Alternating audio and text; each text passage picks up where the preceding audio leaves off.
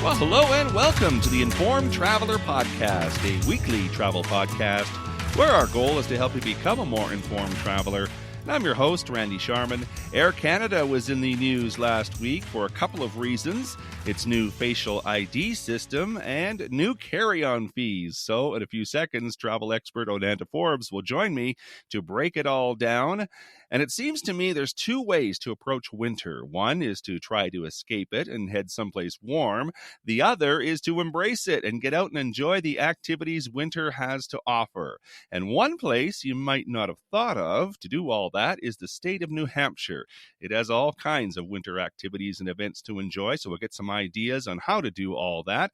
And Ken Stewart from Crowfoot Travel Solutions will be along with a few destination ideas and travel deals with our weekly roundup. But first, let's kick things off chatting with travel expert Onanta Forbes, who joins us each week to discuss some of the travel news and travel trends. You can follow her adventures on Instagram, Facebook, and X at Onanta Forbes. OnantaForbes.com is her website. Hi, Onanta. Hello, Randy. How are you? I'm good, thank you. Let's talk about Air Canada. A couple of things in the news last week. One that's kind of interesting and one that I'm sure there'll be a lot of controversy about, and that is about bag fees, carry-on bag fees. Tell me the ins and outs and what can I expect. I think it takes place in January. It takes effect, but what can I expect if I'm booking basic economy or whatever they call it now? Right. So you're right. It's going to start on January 3rd, and customers booking with Air Canada an economy basic fare will no longer be entitled to carry-on baggage. So only a single personal article, such as a backpack, purse, or laptop bag, will be allowed when traveling to Canada, the U.S., and that includes Hawaii and Puerto Rico, Mexico, Central America, and the Caribbean. So yeah, you mentioned a good word, controversy, right? So this move may anger some travelers, but it makes sense for Air Canada. WestJet, Porter, all already have basic fares and similar carry-on luggage policies. And hopefully, like in theory, the change is going to speed up the boarding process since fewer people will have to fight for overhead luggage space. So checking a bag will cost $35 to $42 each way. For a single person, that may not be a big deal, but a family of four is looking at an additional cost of $280 to $336 for a round trip vacation. Of course, Air Canada and all airlines revenue is the biggest winner here because that's where they make their money is in ancillary fares or ancillary items such as baggage, right? Exactly. So the new rule only applies to economy basic fares purchased on or after January 3rd. And then they have, the free personal item cannot exceed certain dimensions, including wheels and handles. So if you are booked on a ticket with travel dates beyond January 3rd, you're still entitled to carry on luggage and a personal item. Aeroplan Elite status members will still get checked free baggage, and it will start charging for bigger bags from passengers opting out of their lower price basic fare again January 3rd. Now, the carrier will charge $35 for the first bag and $50 for a second. Now, speaking as a travel professional, when we book air-only flights or just air in general, not just air only, we never promote just the lowest price because it's less flexible, more penalties imply, more change restrictions. So life happens, and you know what? Sometimes you're just you need to change your flight, and you need to, your travel plans will change. So I would always suggest, look at and consider strongly fares that include your one, the complimentary check bag, the free seat assignment, the opportunity for changes and flexibility. I think that's a better way to view your travel budget. I think so. And there's a couple things that go through my mind when you're talking about this. First of all, one of my biggest pet peeves of flying is people that have big carry-on pieces. So I'm glad that they're cracking down on this, because some of Mhm. these people can't even fit them in the overhead bin, because they're Right. trying to jam as much stuff as possible. So that's one. The Mhm. other is, if I am paying a higher fare, I do expect to have space in the overhead bin for my Mhm. carry-on. And I get it, that Mhm. people, they may not be able to afford it. And I totally understand that. I totally understand what their argument is. But quite frankly, I really understand too, from the point of view of someone who's paying a little bit more, can have a little bit more expectations that when they get to their seat, that there's space in the overhead bin, and someone who's paying economy has loaded it up with all Mhm. their oversized carry-on. So that's how I see it. I don't have a problem with it. You still have a choice, and really, it doesn't get too complicated. It's really kind of hard to explain it until you're actually doing a booking. Right. And then Mhm. and all those will come up. If you're doing basic economy, it'll tell you what's included, what's not included, and you have the choice to upgrade, because sometimes the price difference isn't that much if you catch a seat sale or something like that, and it's worth it to maybe pay a little bit more, because then you're not getting dinged per bag, depending on where you're going. Absolutely.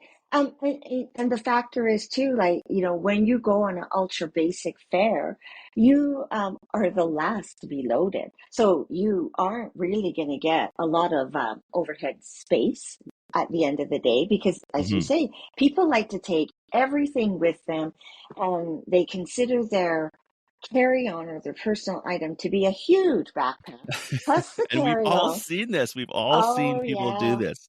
Yes. And you know what? It really does lessen, or it not lessen, but it adds to the time of boarding, trying Hmm. to sort this out. Because then people say, you might have to check your bag. So then the bag has to be offloaded and then checked for you, Yes. if you're already on the plane. So people want efficiency in their travel, and this is a way to do it. So, as your travel agent, I would definitely recommend consider fares that have more inclusiveness in the price. And like I said, if you actually added up all the extras, like your seat assignment, your carry-on, it may come out equal, or maybe even less, depending on what you're paying and where you're going. Yeah, and I just have a little, I always check when we look at airfare. It's amazing how sometimes higher price, or you think higher price fares, sometimes can be lower than a lead-in economy fare. Like Hmm. I've seen business class fares lower than economy, and it's like, let's do this because they, I don't know the rhyme or reason with airlines, but it's important to check, Hmm. because the lowest fare isn't always the best fare overall with regards Exactly. to price point. So that's where you And spend. sometimes it's maybe a difference of $100 between, Yeah, economy versus business class or executive class or whatever. It just yeah. depends, right? So yeah, you're right. You just keep your eyes open. Okay, let's talk about the other thing now, and that is the new identification system that allows for facial recognition. So tell me about that. Right. I think this is pretty cool because it allows travelers to stay hands-free without having to search for their passport or their driver's license. So what happens is that after you upload your information on the Air Canada app on your phone, you'll be able to go through the airport by simply showing your face. So you're hands-free through select airport identity verification checkpoints. You don't have to take out your boarding pass, your government ID. And what it does, it takes measurements of your face and creates a numeric representation called a face print. And then the face print is compared to verify a person's identity. So they're saying that it's the first Canadian airline to offer such a service, and it's going to streamline the boarding process, make it faster, convenient for customers, and hopefully improving the overall travel experience. So it got launched as a boarding option at Vancouver international airport for nearly all their domestic flights. And also, the system's also available for any travelers eligible to visit an Air Canada Maple Leaf Lounge in Toronto's Pearson or the Vancouver Airport. Yeah, so I think it's a good thing. I actually have experienced it going through the States. Hmm. And it's good. Like you're kind of taken aback because you're all ready with your passport and your boarding Yeah. pass and everything, right? Like I'm gonna be on top of this, and it's like, yeah, just show your face, but it throws people till they get used to Yeah. it. Yeah, Yeah, and absolutely. it's not mandatory right now. It's voluntary, and really Hmm. all you're uploading a selfie basically Hmm. on the app when you enter all your other details from your passport. So it's already entered, and that's it. So Yeah, yeah, I think it's kind of cool. If it speeds it up, I'm all for it. absolutely. Onanta Forbes is a travel expert. You can follow her on Instagram, Facebook, and X at Onanta Forbes. And Awesome. OnantaForbes.com is her website. Always great to chat, Onanta. Thank you. Thank you. Have a good week.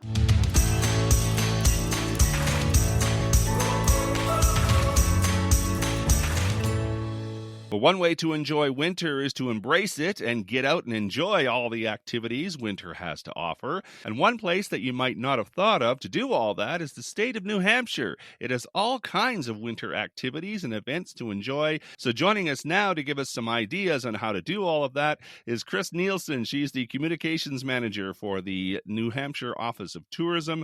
Their website is visitnh.gov. Hi, Chris.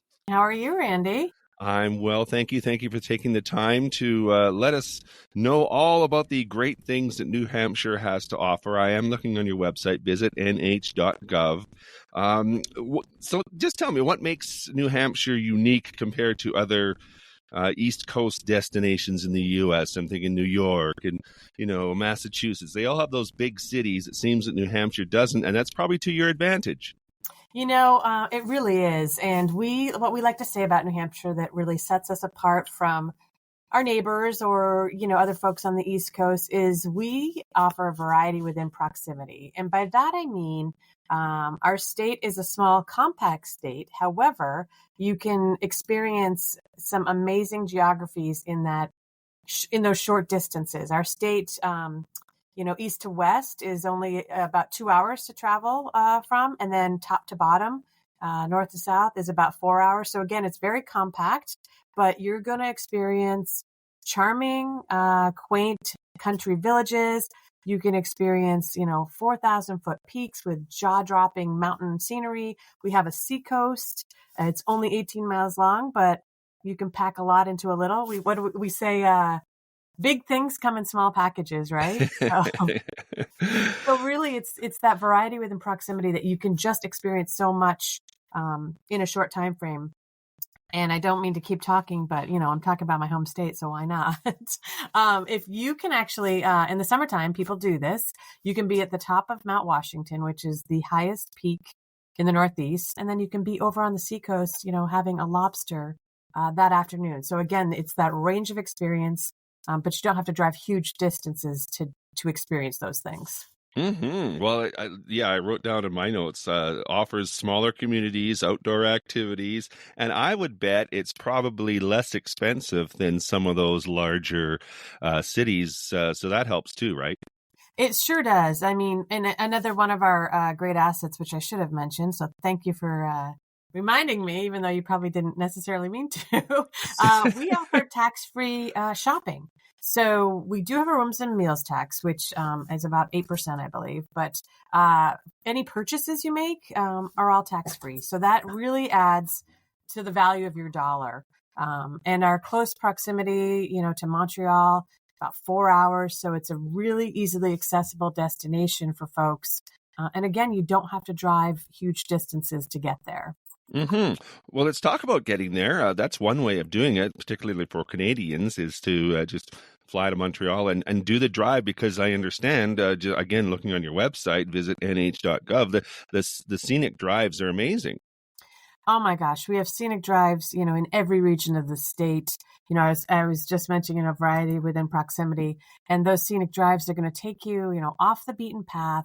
A lot of times that's what people are looking for these days, is something a little bit different, less crowded, So yes, the scenic drives, we have the Kankamangas Highway, which is in the White Mountains region. That's a hugely popular destination, really in the fall, but it offers jaw-dropping scenery any season.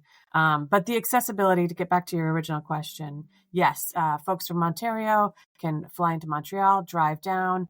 So it's an easily accessible trip for folks. You fly into Boston, rent a car, either way, however you want to tackle it, drive from Montreal down, super easy to get here. I like that phrase, variety within proximity. It really kind of describes it all. So let's talk about some of the outdoor activities. If you're into the outdoor activities, especially in wintertime, lots to do. Oh my gosh, yes, it's an abundance of outdoor adventure for folks.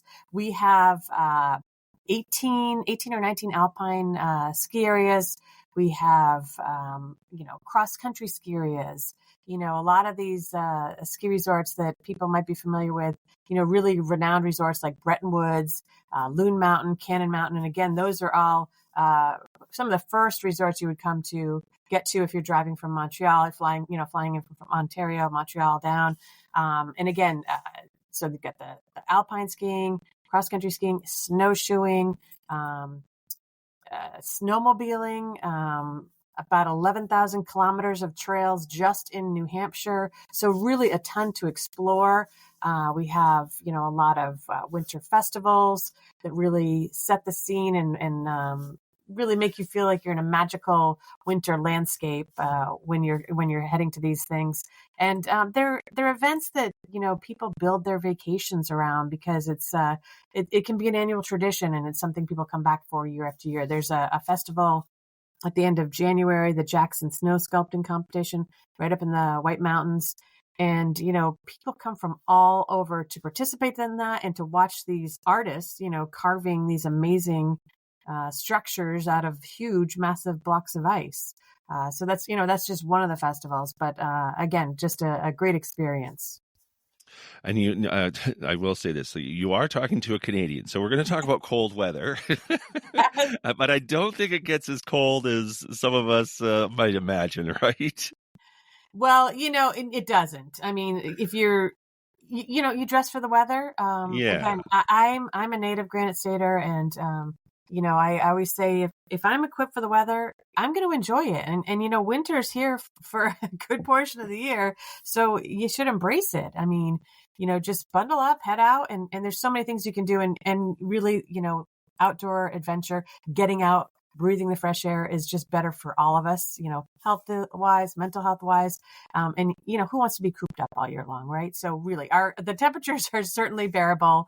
And again, you just dress for the weather and you can tackle it. Like I say, it's probably not as cold as it gets in Western Canada. So I'm going to say you're absolutely right about that. Although on the top of Mount Washington, yes, it probably does. But again, the average person's not going to be on the top of Mount Washington in the winter. So very true. Tell me a little bit about the history of the area. I'm sure there's probably some great historical sites you can visit too. Oh, there is. On our seacoast, there's this wonderful place called Strawberry Bank Museum. It's one of the oldest neighborhoods in New Hampshire, about 400 years old. And there's all these amazing period homes that you can visit. And the folks there who work there are dressed up in the costumes, to really represent that area and really lead you through the years. Of course, our State House has a lot of history. The town of Exeter is an amazing place that's offering a lot of history. So we've got that history and culture just about everywhere you go in the state. Abraham Lincoln gave a speech in Exeter, obviously many, many years ago, but there's a sign right in front of the town hall that says, he came to New Hampshire and gave this speech. So it's just, again, you go around and you can uncover these things that, might be unexpected. You just didn't realize there was so much history. Well, I would think too, because you're a state that does embrace the winter. That means that everything stays open, because in some areas, once the summer season's over, it shuts down and there's not much to see. But that's not the case, I don't think.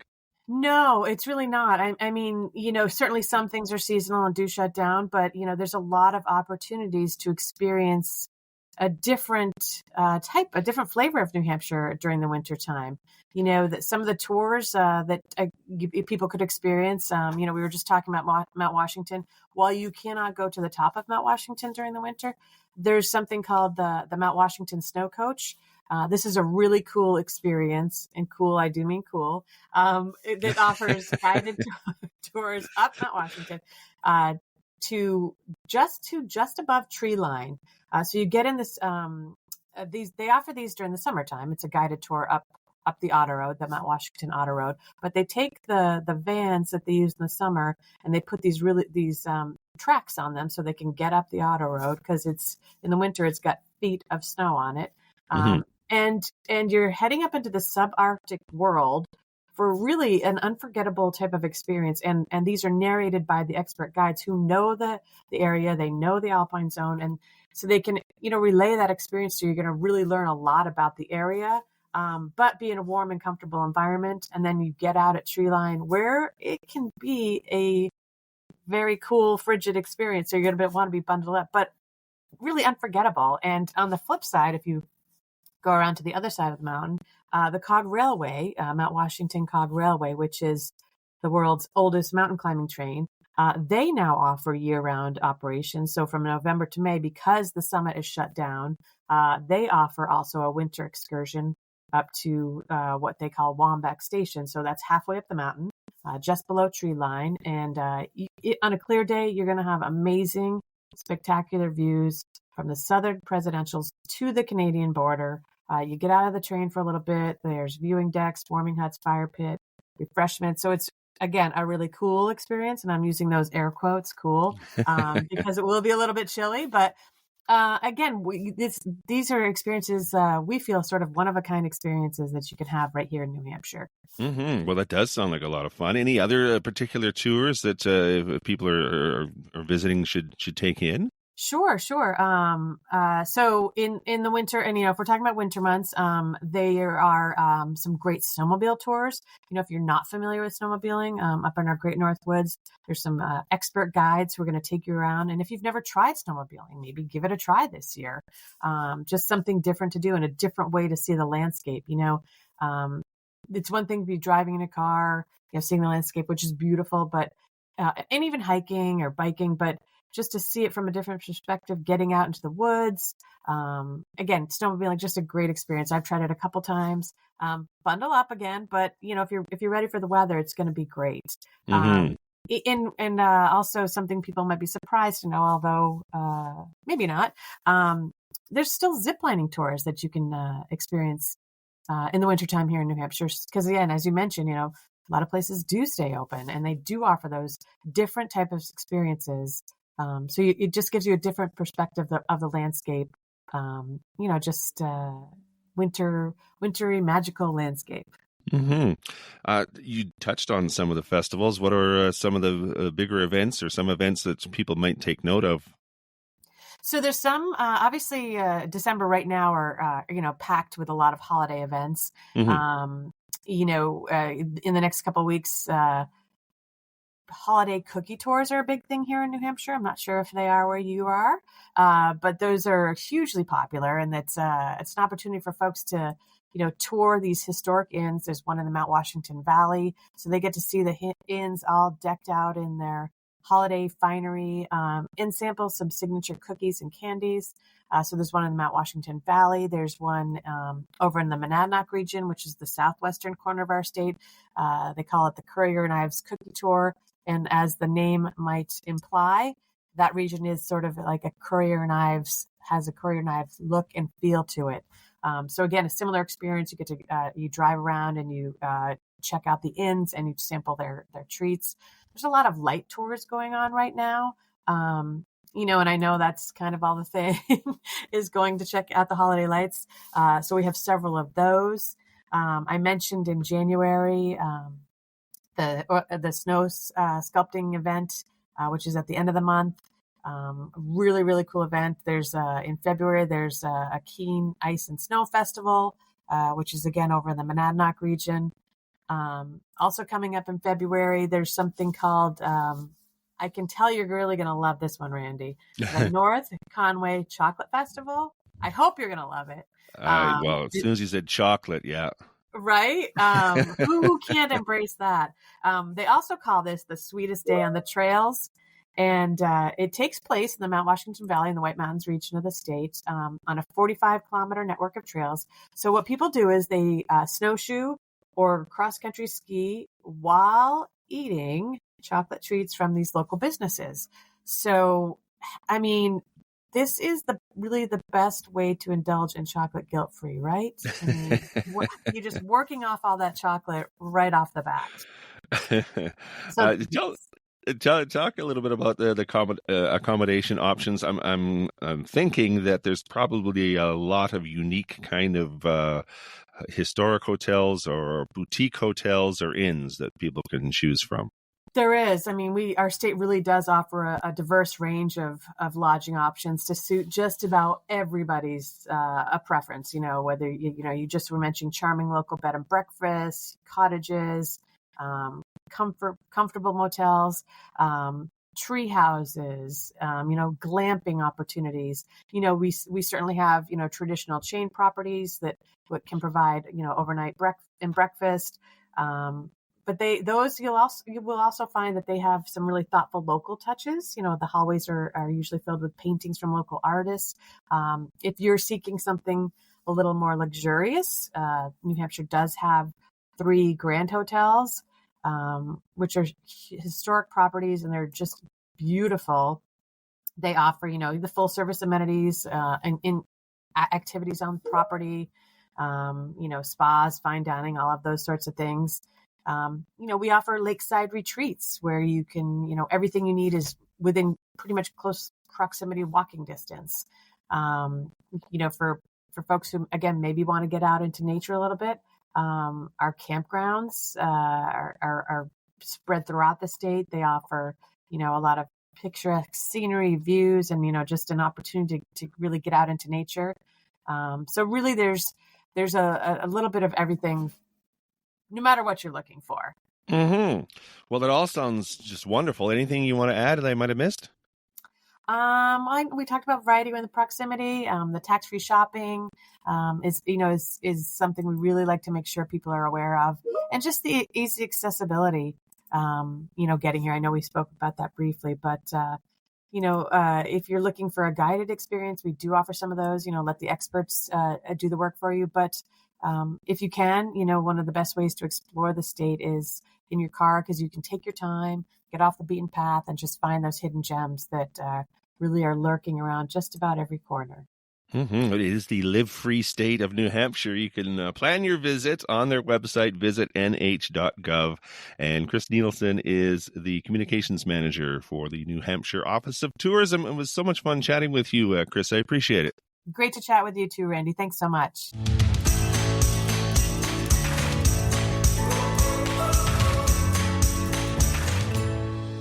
This is the Informed Traveler Podcast. I'm Randy Sharman. Just want to remind you of our website, theinformedtraveler.org. That's where you can find our contact page if you have any questions or comments or show ideas. You can also email me too with any questions you might have. My email address is randy@theinformedtraveler.org. And if you want to get up-to-date travel info through the week or just see a few amusing travel stories and links, you can like us on Facebook at facebook.com/informedtraveler, on Instagram at Informed Traveler, or on X at Informed Traveler. So now, as always, we'd like to end the show with our weekly roundup, and joining us to do that is Ken Stewart from Crowfoot Travel Solutions. Good day, sir. Hello, Randy. Hello, everybody. Last time we chatted, you were in Houston, taking in all the U.S. Thanksgiving festivities. Give us an update. How was the rest of your stay in Houston? It was really, really good. Again, really, really good to see family. We had the grandkids with us, and they went at 4:30 to 1 morning on Black Friday because this one place was giving out free Christmas decorations. The rest of us Did had they all get sorts one? of Did they sleep get in. one? Oh, yeah. Yep. Okay. Yep. No, they were almost first in line. Houston's a great city. Didn't get to partake in a lot of it. We did do the Houston Space Center, which is really, really cool. Again, their mission control there is monitoring the International Space Station, 7 days a week, 24/7. We got to see the Astronaut Training Center. And a lot of the exhibits and everything were really, really cool. They actually had a lot of information about the new Artemis program where we're going to be sending somebody back to the moon next year. Oh, really? So again, really, really cool. And again, as I mentioned last week, Houston, I think, is a great starting point to even, go down a day earlier. There's lots to see and do in the city or whatever, but if you're, sailing out of Galveston, that's where you're going to fly into. So you could spend the day there and get in chill mode and then take a short transfer down to Galveston and board your ship, and you're all ready to sail and be just totally chill and enjoy.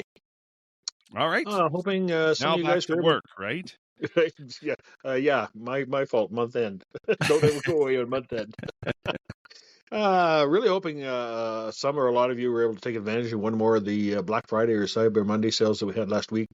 And again, there were some really, really great prices and deals to be had. And I'm sure a lot of you found out it's not on everything. So again, sometimes it's worth waiting for, and sometimes it's better just to lock yourself in and get what you want for exactly what you want. So, and Mother Nature over the last couple of weeks has let us know the winter's here to stay for a while.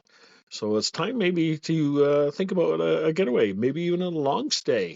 We've mentioned a few over the last few months, and one of our partners is Exotic this week. Sent us a little short note saying, hey, we've got one in Portugal. 3 weeks with or without airfare. So if you got points or whatever, you can do that too. Their example was from Vancouver. Easy add-on airfare from Calgary, really inexpensive. If you book by December 24th, from $32.79 Canadian with everything all in.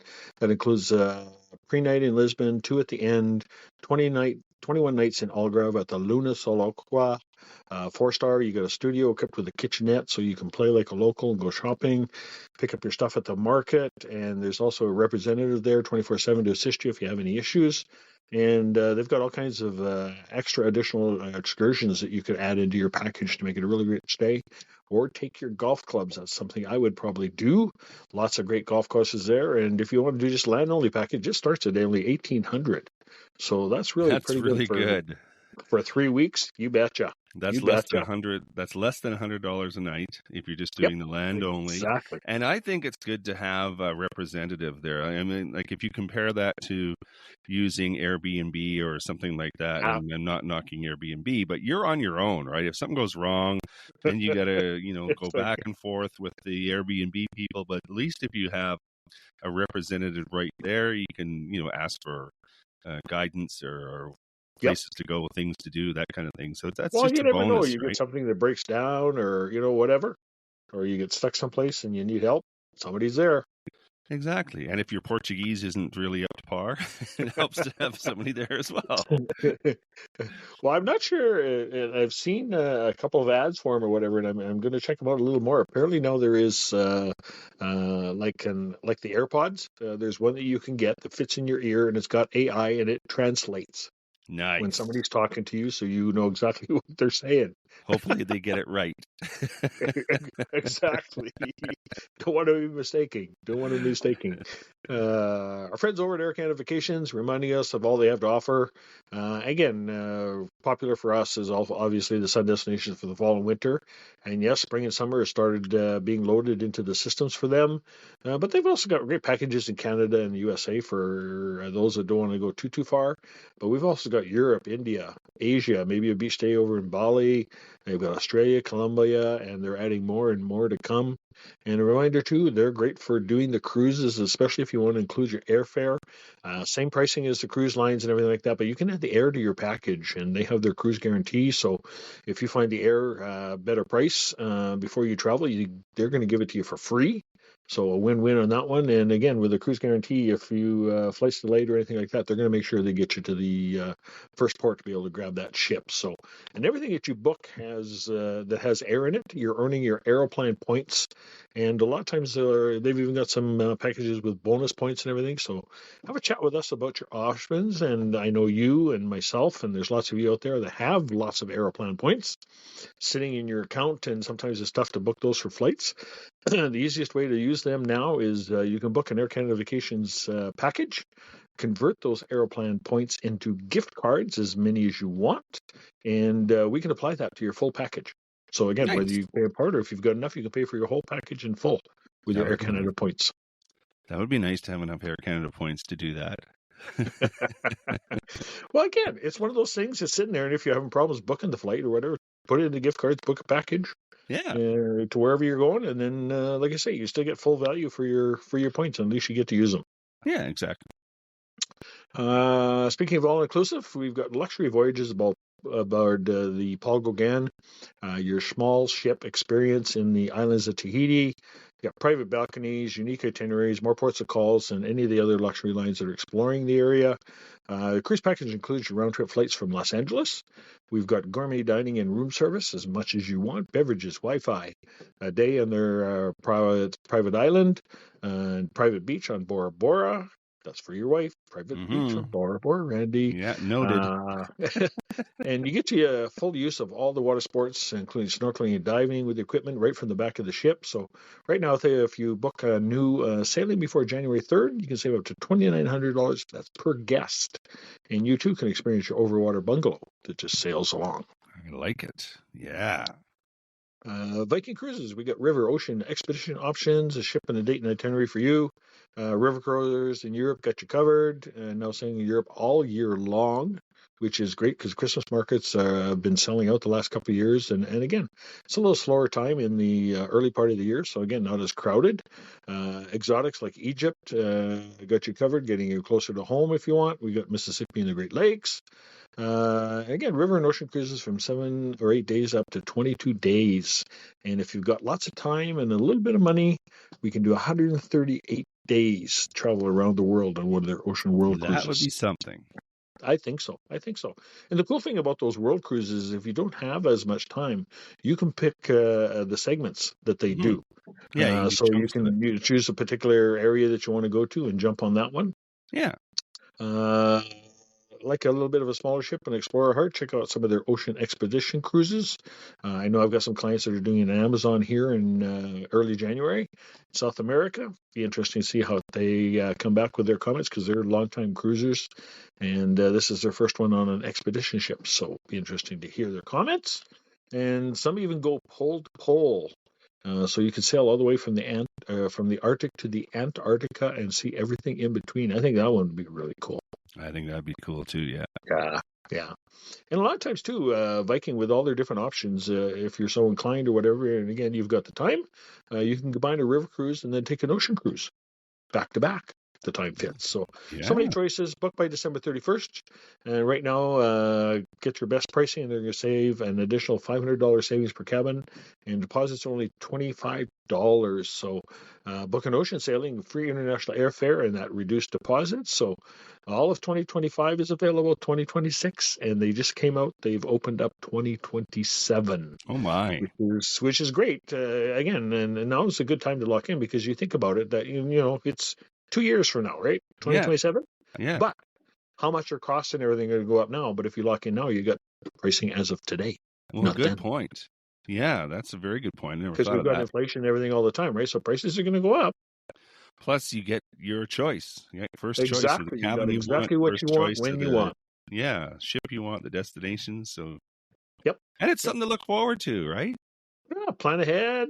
Yeah, you can make payments anytime and any amounts to help you budget. All kinds of good reasons for booking well in advance. I like it. And with Christmas coming, not too far away, I know I've got a lot of shopping left to do. Consider a travel gift certificate good for any booking with our office. It never expires until it's completely used, and it can be used for just a car rental, an airfare, a package, a tour, one of the cruises we've talked about. We've got clients who have purchased them and used them right away, and we also have clients who it's taken over 3 years by the time they finally use it up. Well, and then it's eaten away by inflation. Exactly. Back to your point Same about point. booking ahead. You're getting it at today's cost instead of down the road. Exactly. We just like to remind everybody too that online pricing is almost identical to what an agent can find for you, just like all these Black Friday and cyber sales that we had. But not only can we assist you before, help with maybe some suggestions, and then if we really had to, we can assist you during and if necessary after your trip if for some reason there happened to have something happen to you. If you've never used a real life travel agent, try one out. Very true. What's that number to call? In Calgary, 403-241-7140, and outside Calgary, call us toll free 1-877-5 511-5511. Then you too can relax because it's all taken care of. Indeed, sir. Have a great week, everyone.